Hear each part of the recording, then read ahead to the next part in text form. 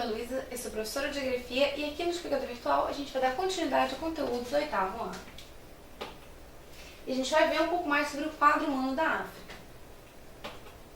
Bom, a África a gente já viu algumas características sobre a característica física dela. A gente vai ver um pouco mais sobre as características humanas da África. Então, a África é o segundo maior continente, é o continente, né, com maior população. Ela fica atrás da Ásia. A Ásia, inclusive, principalmente o Sudeste Asiático, é extremamente povoado, né, tem muita população. Tem cerca de 300 milhões de quilômetros, cobrindo uma área de 20,3%, né, ele vai cobrir da área total da terra firme. Então, ele é um continente muito extenso, como a gente viu, e ele é um continente bastante ocupado, né.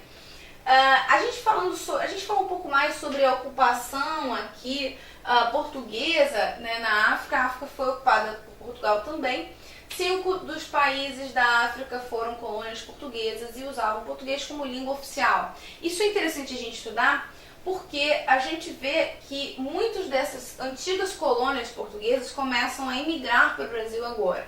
Então, primeiro porque tem muitos que vieram como escravos e hoje em dia eles ainda vêm para emigrar em busca de trabalho. Então, os países africanos que falam português são Angola, Cabo Verde, Guiné-Bissau, Moçambique, São Tomé e Príncipe. Em Cabo Verde e Guiné-Bissau e São Tomé e Príncipe ainda são falados os crioulos de base portuguesa. Então, eles vão misturar um pouco mais isso. Agora, por que isso é importante para os brasileiros? Porque a gente se interessa para estudar essas características. A relação África e Brasil, ela é muito estabelecida e mediada pela presença portuguesa, né? A gente tem um continente que a gente viu que tem características físicas complicadas. Você não tem uma densa rede de hidrovias, você tem regiões desérticas importantes. Na própria vegetação aqui do centro, uma vegetação densa, né, com doenças tropicais que são difíceis dos portugueses no primeiro momento se localizar. Então, a presença dessas bases aqui de portugueses ao redor vai estabelecer também uma ligação dos tipos das etnias de africanos que vão para o Brasil. E hoje em dia, como a gente está falando, ainda são importantes para a gente entender os grupos de africanos que continuam vindo para o Brasil e que vão acabar buscando essa relação. Hoje em dia, inclusive, a própria diplomacia brasileira cria uma relação importante com esses países, com a ideia de aumentar o comércio, de facilitar as relações comerciais e diplomáticas, justamente porque foram antigas colônias portuguesas. Hoje em dia, a economia do Brasil apresenta um índice de emprego melhor do que Portugal, então a gente acaba recebendo mais desses imigrantes. Então, mostra que ainda tem uma característica muito importante. Bom, a gente tem uma característica sobre população que é muito típica. Na verdade, quando a gente vai estudar a população, e a gente já viu, existe um processo chamado transição demográfica, né? Que é aquelas fases de crescimento da população. A primeira fase, você tem alta taxa de mortalidade, alta taxa de natalidade, depois você tem uma queda da mortalidade, crescimento da natalidade, depois, por fim, você tem aí uma redução dos dois, né? Tanto da mortalidade quanto da natalidade. A África vai viver um momento de crescimento da sua população. Então, você tem um momento de explosão demográfica em vários locais, porque, inclusive, você teve ajuda humanitária externa, que ajuda a diminuir as doenças, apesar desses lugares terem problemas muito grandes. E isso também vai gerar alguns problemas e aumenta muito essa relação. Então, o crescimento acelerado da população, que minimiza as pequenas melhorias da escolaridade nos cuidados da saúde, por exemplo, aumentando a dependência do estrangeiro em alimentos e bem manufaturados. Então, qual é a característica que a gente tem aqui? A gente tem um processo interessante de uma relação de dependência e que é meio cíclica. Por um lado, na África, a gente teve aí uma melhoria nas condições de vida que foram promovidas pela ajuda externa, né? Sempre lembrando que a África tem os piores indicadores humanos do mundo. E essa pequena melhoria vai gerar uma explosão demográfica, porque a população continua crescendo, só que ela não morre na mesma quantidade. Então a taxa de natalidade continua alta e a taxa de mortalidade decai. E essa explosão demográfica vai agravar mais ainda o quadro social e isso vai fazer com que eles fiquem mais dependentes. Então uma relação complicada de dependência que se estabelece. Uma parte dos estudiosos vão dizer que talvez essa dependência externa, essa ajuda externa nem seja boa para a África, seja complicada. Mas aqui a gente vê como é que se dão os contornos de dependência externa e dependência de ajuda externa. Aqui a gente tem um mapa que vai mostrar um pouco em relação à ajuda líquida externa em relação ao PIB. Então, você tem locais, por exemplo, como a República do Congo e a Nigéria, que vão apresentar altos índices de dependência, a Zâmbia também, de ajuda externa, então é bem complicado sobre essas relações que a gente vai se colocar aqui, tá? Então, que dependem muito da ajuda externa.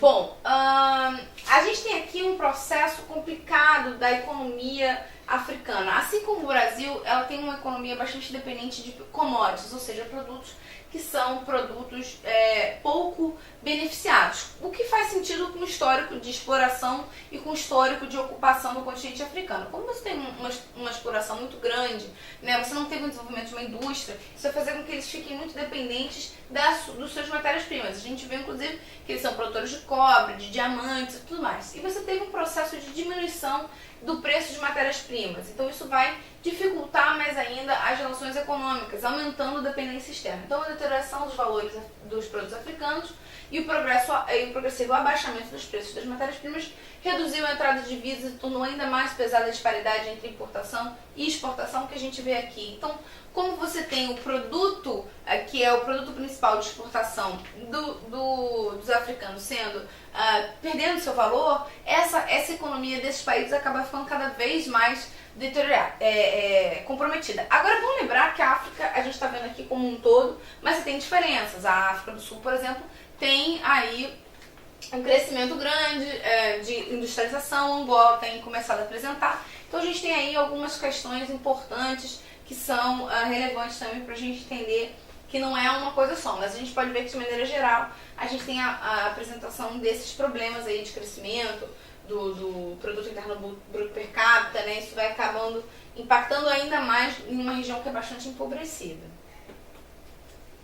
Bom, as divisas externas dos Estados africanos, a obtenção de empréstimos juntos às potências ocidentais, principalmente o FMI, a gente tem que lembrar que o FMI e o Banco Mundial, eles têm a função, como a gente vê aí, são grandes agências, eles têm a função de emprestar dinheiro para o desenvolvimento ou para solucionar problemas internos. E muitas vezes isso acaba gerando um problema maior no futuro, porque esses países ficam extremamente dependentes, porque eles não conseguem se estruturar e eles ficam mais dependentes desses empréstimos, e esses empréstimos geram juros e, por consequente, eles vão gerar também reduções e uma intervenção maior na economia e na gestão desses governos, o que também vai contribuir e dificultar mais ainda para o crescimento econômico. Então isso vai acabando gerando uma divisão muito maior entre ricos e pobres. Então é uma região que vai concentrar indicadores sociais, socioeconômicos muito graves em função dessas questões, desse desequilíbrio econômico. Então, as divisas externas dos Estados africanos são feitas através dessa obtenção. Mais uma vez, a gente vai observar a ajuda externa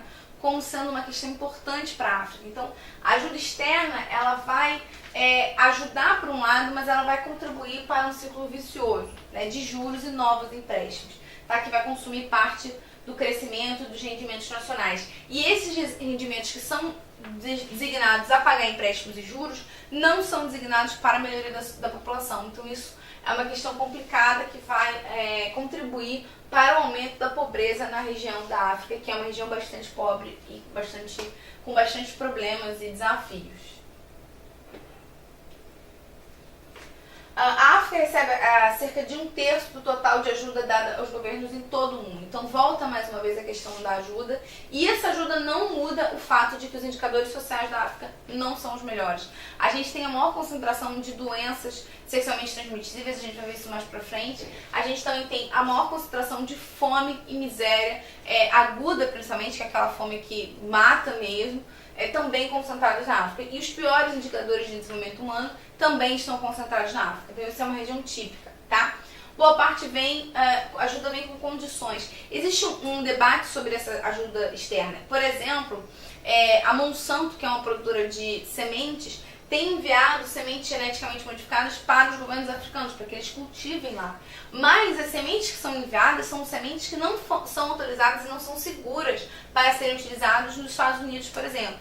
Então, o produto que não deu certo, que não é aceito no mercado americano, ele é mandado para a África, para fazer praticamente experiência com essas pessoas. Ou a indústria farmacêutica, que muitas vezes vai mandar um remédio que não é totalmente testado e seguro para combater, por exemplo, a AIDS, para uma população que já é bastante empobrecida. Então essas pessoas acabam virando cobaia de indústrias desse tipo. Então isso contribui bastante para aumentar a crise humanitária que muitos dos países africanos vão viver. Então esses governos que recebem essa ajuda, eles vão ter que implementar algumas políticas. Muitas vezes essas políticas são de abertura econômica, são para facilitar os interesses de outras empresas de fora da África, que vão aumentar ainda mais a questão da dependência e a incapacidade desses estados de pagar sua dívida. Tá? O Banco Mundial alega que a ajuda é muito mais eficaz e menos vulnerável à corrupção quando é atrelada à melhoria da governança. Houve uma redução drástica nos gastos dos países ricos, da redução dos gastos, né, de ajuda no final da década de 90. É muito comum que o Banco Mundial, o FMI, se atrelem a ajuda a mudanças políticas dentro do Estado, né, a ajustes dentro do Estado. Hoje em dia, a China tem emprestado bastante dinheiro para a África e ela não tem essas mesmas cobranças. Então existe também uma questão sobre como é que vai ser essa nova organização agora que a China tem muito dinheiro, inclusive lança um banco asiático, tem muito investimento e pode emprestar dinheiro para esses estados sem o mesmo grau de exigências. Então a gente não sabe muito bem como é que isso vai organizar a relação desses países agora que você tem um outro grande investidor também nessas condições. Aqui a gente tem um grande problema que vai se instalar, que é a dificuldade de que esse dinheiro, esse investimento externo, ele seja traduzido em melhorias. Também porque a gente tem uma grave condição de conflitos. Os conflitos na África, eles têm muita origem nas diferenças étnicas. Quando a gente olha o continente africano, é comum que por ignorância a gente não consiga nem ver as diferenças nacionais. Mas assim como o Oriente Médio, que tem grandes diferenças nacionais e étnicas, a África também vai apresentar essas diferenças. Essas diferenças étnicas também são vividas e muitas vezes o processo de colonização ele vai agravar esse processo, então ele vai aumentar essa condição. Então a Guerra Fria, na verdade, ela vai contribuir para armar mais ainda esses grupos étnicos diferentes. Então isso vai acabar contribuindo para que você tenha acirrado esses conflitos. Então, com o fim da Guerra Fria, as nações desenvolvidas perderam o interesse em aliciar os países africanos. O que isso significa? Durante a Guerra Fria, a gente costuma dizer, inclusive, que a Guerra Fria foi fria para as potências, mas foi quente em regiões de combate, como é o caso da África. Durante a Guerra Fria, existia uma disputa de áreas de influência. Tanto a União Soviética, que defendia o comunismo, como os Estados Unidos, que defendiam o capitalismo, eles buscavam ganhar influência no mundo. Então, quanto mais países estivessem alinhados com a União Soviética ou com os Estados Unidos, isso ia fortalecer cada um dos lados. Então, existia um interesse em armar esses grupos e em financiar esses grupos étnicos distintos, né, esses grupos sociais distintos, para que eles, no confronto, o grupo vencedor seja o grupo que está alinhado com a potência que investiu. Então, os Estados Unidos defendia o investimento em um grupo e desejava que aquele grupo ganhasse.